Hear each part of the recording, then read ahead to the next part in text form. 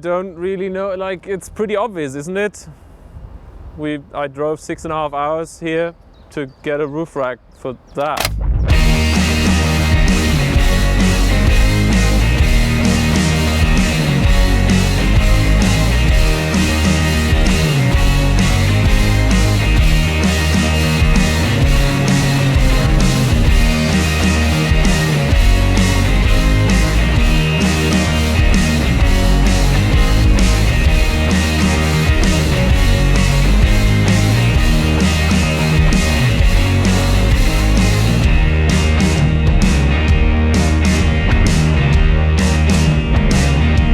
We're gonna now check the loading capacity of a 205. We remain optimistic until proven otherwise.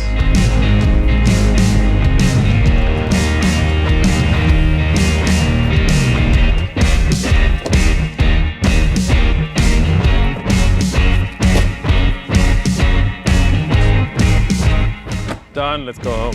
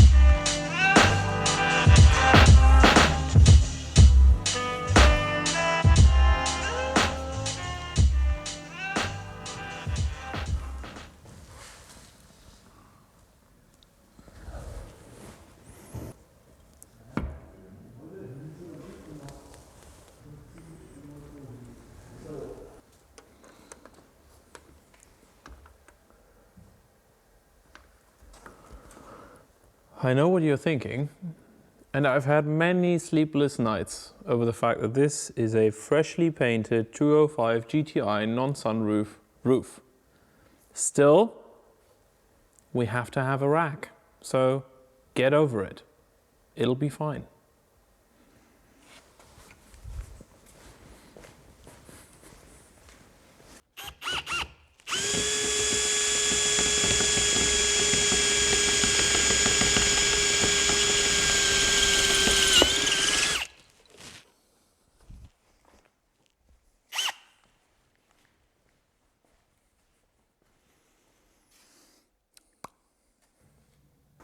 Because there is very little space alongside the roof reinforcement, we sealed some washers into place and opted for riv nuts.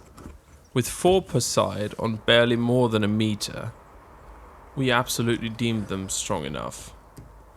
The whole process though took us hours, even after testing it on Maze's car first, because you kinda have to pull the headliner and stuff out of the way. Anyway, we made it.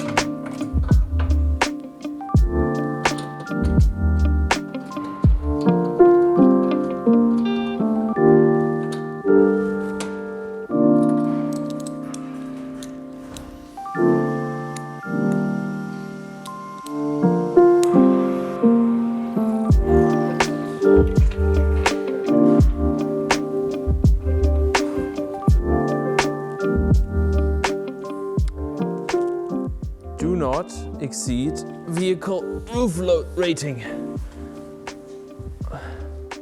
Well, I think,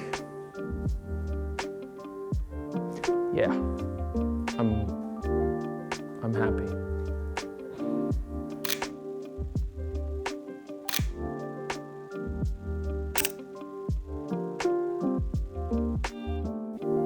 It's no surprise, is it? Because I have no problem drilling 8 rather circular holes into my perfectly fine roof and then, for the fun of it, repeating it on another car.